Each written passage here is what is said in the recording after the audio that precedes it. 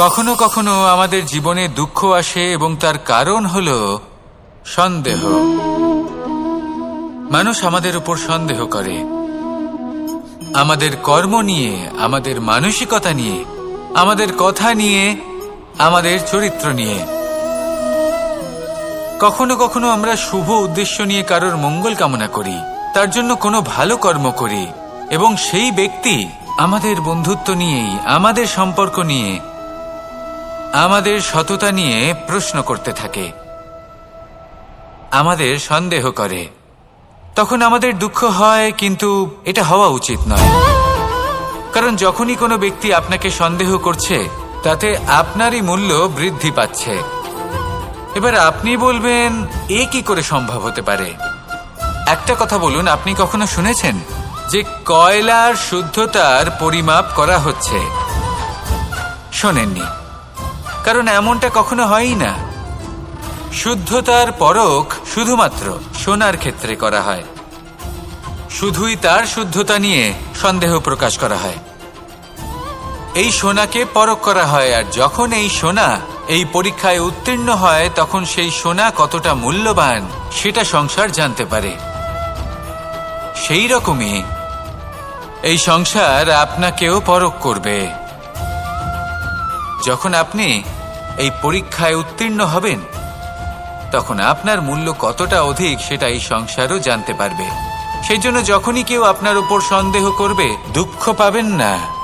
শুধু এই কথাটার খেয়াল রাখবেন, আপনি কি উচিত পথে চলেছেন, উচিত কর্ম করছেন। সকলের প্রতি আপনার মনে যেন সদ্ভাবনা থাকে, এবং হ্যাঁ, আপনি যেন আমার সাথে ভালোবেসে বলেন, রাধা রাধা। আশা এবং বিশ্বাস মানুষের জীবনের দুই অমূল্য স্তম্ভ।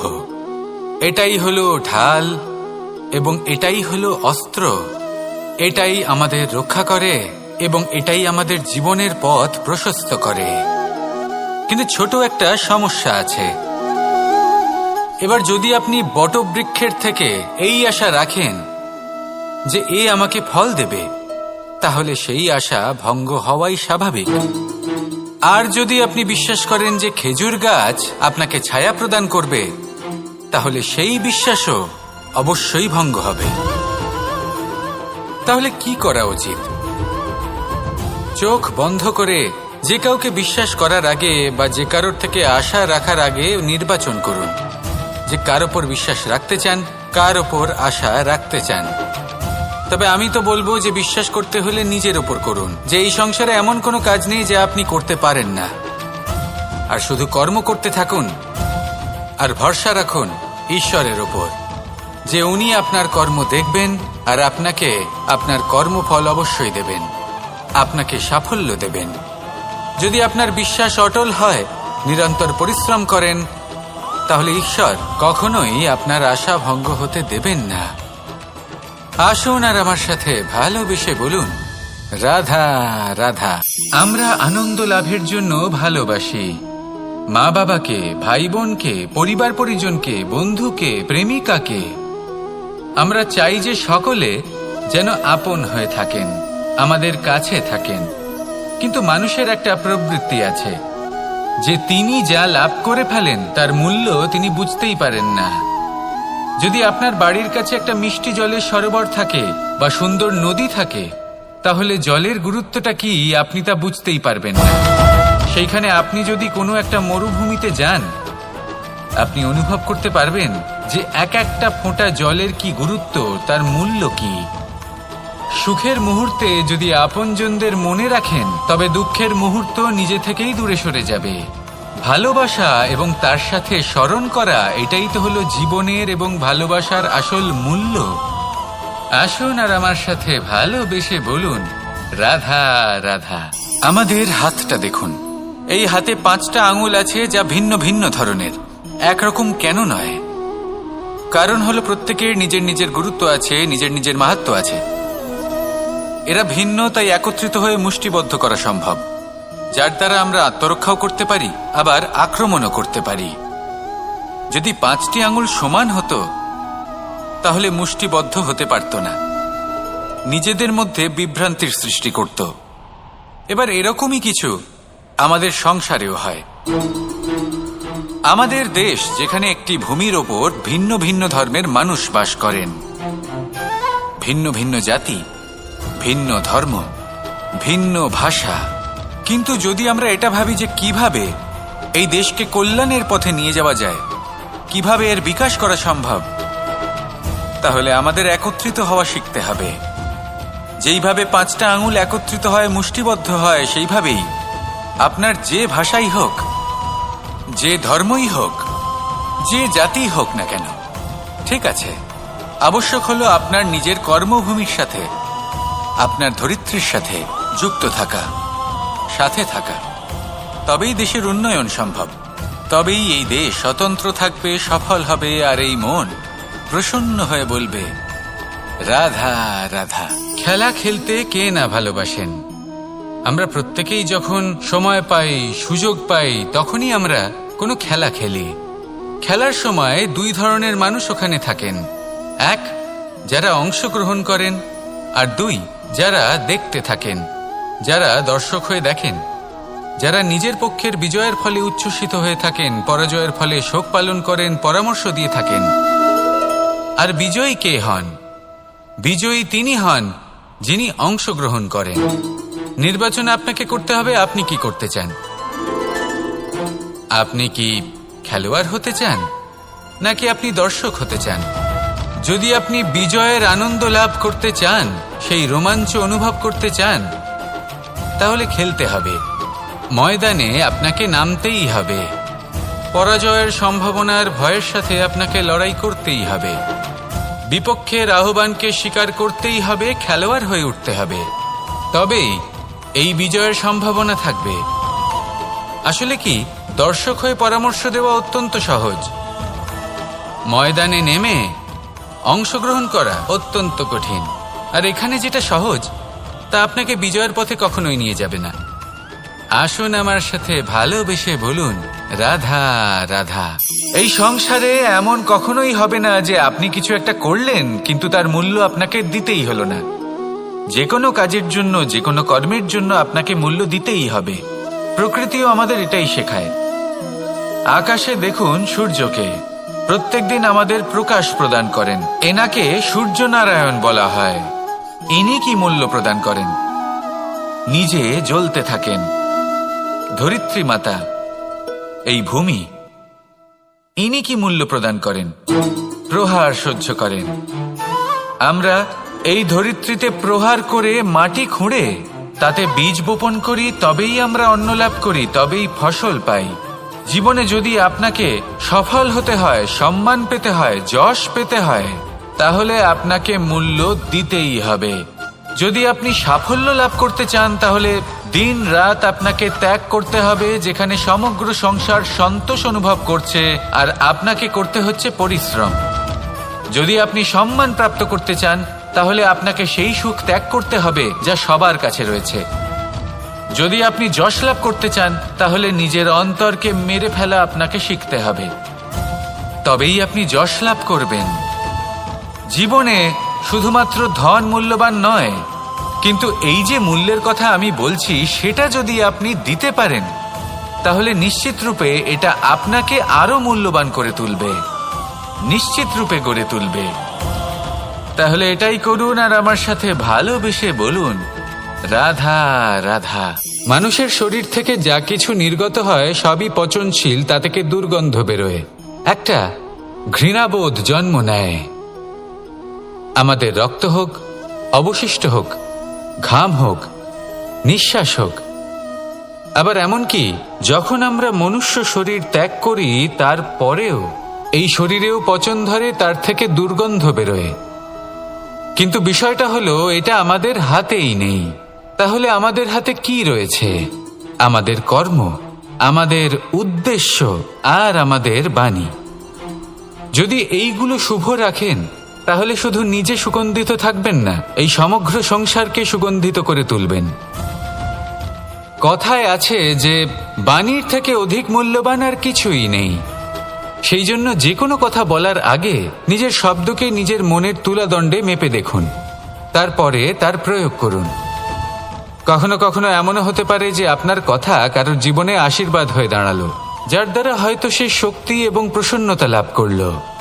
আবার এমনও হতে পারে যে আপনার কথা হয়তো কারোর মনে এমন আঘাত দিল, সে সেই আঘাত কোনোদিনও ভুলতে পারল না। আসুন আমার সাথে ভালোবেসে বলুন, রাধা রাধা। যদি আমি স্থির করি, যদি নিশ্চিত করি একটা মূর্তি গড়ে তুলব, আর কিছুক্ষণ সেই কাজটা করে আবার কিছুক্ষণ পরে বন্ধ করে দিই, আবার কিছুক্ষণের জন্য কাজটা করে আবার সেই কাজ বন্ধ করে দিই, আবার কিছুক্ষণের জন্য কাজটা করে বলি ক্লান্ত লাগছে, কিছুক্ষণের জন্য বিশ্রাম নিয়ে নিই, যদি এইভাবে আমি কাজটা করি, তাহলে কি এই কাজ উচিত সময় এবং উচিতভাবে সম্পন্ন হবে? কখনোই নয়। শুধু তাই নয়, যে কোনো কাজ যদি পূর্ণ করতে হয়, উচিতভাবে করতে হয়, উচিত সময়ের মধ্যে করতে হয়, তাহলে প্রয়োজন সততার এবং অখণ্ড প্রচেষ্টার। সততা ছাড়া আপনি যে কাজই করুন না কেন, উচিত সময় তা সম্পূর্ণ হবে না, আর মনোবাঞ্ছিত ফল আপনি কখনোই পাবেন না। তাই যে কাজই আরম্ভ করুন না কেন, সততার সাথে এবং অখণ্ড প্রচেষ্টার সাথে করুন। তখনই কর্ম এবং তখনই এই জীবন সফল হবে, এবং এই মন প্রসন্ন হয়ে বলবে, রাধা রাধা। কেউ আমাকে মাখন চোর বলেন, কেউ বা আমাকে মুরলী মনোহর বলেন, কেউ আমাকে যুদ্ধবিমুখ বলেন, কেউ বা আমাকে সুদর্শনধারী বলেন, কিন্তু আমি আসলে কে? আসুন, আজ আমি আপনাকে আমার আসল পরিচয় জানাবো। বাড়িতে সুস্বাদু মাখন থাকা সত্ত্বেও গোপীদের কাছে সুমধুর ভালোবাসাপূর্ণ বকুনি খাওয়া যে ভালোবাসে, সেই হলো কৃষ্ণ। আঙুলে সুদর্শন চক্র থাকা সত্ত্বেও যে রথের লাগাম ধরে থাকবে সেই সিদ্ধান্ত নিয়েছে, সেই হলো কৃষ্ণ। দ্বারকার মতো অনন্য রাজমহল থাকা সত্ত্বেও সুদামার মতো সখা যার অত্যন্ত প্রিয়, সেই হলো কৃষ্ণ। যদি আপনার মনে প্রেম থাকে, আপনি প্রেম বিতরণ করেন, সবাইকে ভালোবাসেন, এবং ভালোবাসা রক্ষার খাতিরে শস্ত্র হাতে নিতেও আপনি সক্ষম থাকেন, তাহলে আপনি হলেন কৃষ্ণ। আসুন আমার সাথে ভালোবেসে বলুন, রাধা রাধা।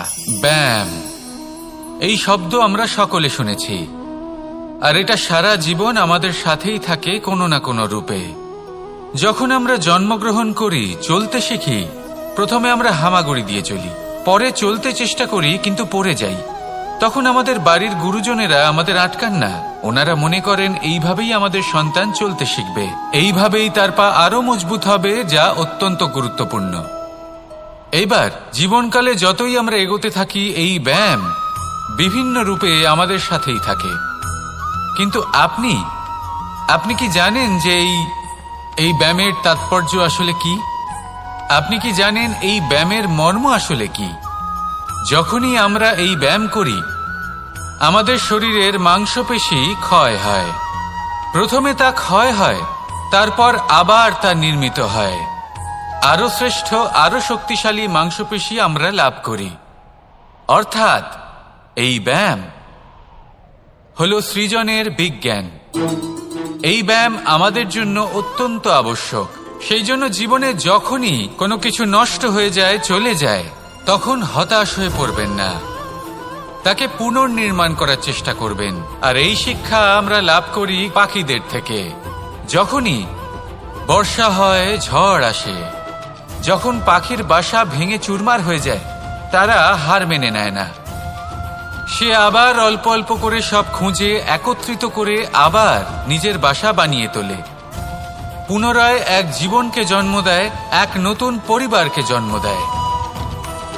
তাই মনে রাখবেন, জীবনে এইভাবেই যদি আপনি নির্মাণ করতে চান, সৃজন করতে চান, তাহলে সেই নির্মাণের জন্য ভাঙনের অভিজ্ঞতা থাকা অত্যন্ত আবশ্যক।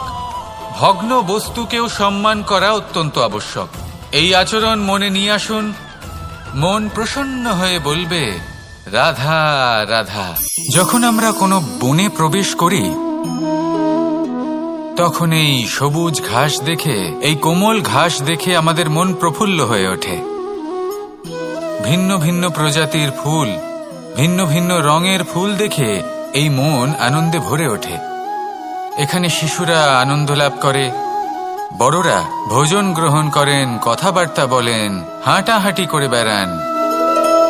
এবার ভেবে দেখুন, যখন এই উপবনের নির্মাণ হয়েছিল সেই সময় যদি এই মাটিকে সঠিকভাবে খনন না করা হতো, যদি তাতে সঠিকভাবে বীজ রোপণ না করা হতো, যদি কোনো সংঘর্ষ না হতো, পরিশ্রম না করা হতো, যদি চলতে চলতে পায়ে কাঁটা না বিঁধে যেত, তাহলে এই সুন্দর বন দেখে আমরা কি এই আনন্দ লাভ করতে পারতাম? কখনোই নয়। ধরুন কোনো নদীর তটে সুন্দর একটি বন আছে, সেই বনের আনন্দ লাভ করতে গেলে আপনাকে সেই নদী পার করতেই হবে। যদি সুখের নদীর কাছে পৌঁছতে চান, তাহলে তটে যে কাঁটা রয়েছে সেগুলোর সাথে সংঘর্ষ করতেই হবে। এই সংসারে যদি আপনি সুখ লাভ করতে চান, তাহলে সুখ লাভের এই যাত্রা শুরু করতে হবে সংঘর্ষ দ্বারা। তাহলে সংঘর্ষকে স্বাগত জানান, এর পেছনেই সুখ রয়েছে যা আপনার জন্য অপেক্ষা করছে। এবার হাসুন আর আমার সাথে ভালোবেসে বলুন, রাধা রাধা। এই সংসারের সব থেকে কঠোর ধাতুর মধ্যে একটি হলো লোহা। লোহা দিয়ে আমরা অনেক অস্ত্র শস্ত্র লাভ করি, অনেক বস্তুও লাভ করি। এবার এই লোহাকে কাটার জন্য, একে কোনো আকার দেওয়ার জন্য কি প্রয়োগ করতে হয়? লোহা। এবার এই কথাটা আমরা সকলেই জানি যে লোহার দ্বারাই লোহাকে কাটতে হয়। এবার এই কথা আমি আপনাকে কেন বলছি? এরপরে খুব বড় একটা প্রশ্ন আসে যা খুব বড় শিক্ষা দিয়ে যায়। এটা কেন হয় যে আমরা একটা লোহা দিয়ে একটা লোহাতে আঘাত করছি, কিন্তু যে লোহা দ্বারা আঘাত করছি তার আকার বদলাচ্ছে না, যার উপর প্রহার করছি তার আকার বদলাচ্ছে? এতে পার্থক্যটা কোথায়? পার্থক্য হলো তাপমাত্রার। দেখুন, যে লোহাকে আমরা কাটতে চাই তার তাপমাত্রা বাড়াতে হয়, তাকে গরম করতে হয়। আর যে লোহা দ্বারা আমরা আঘাত করতে চলেছি সেই লোহা আমাদের ঠান্ডা রাখতে হয়।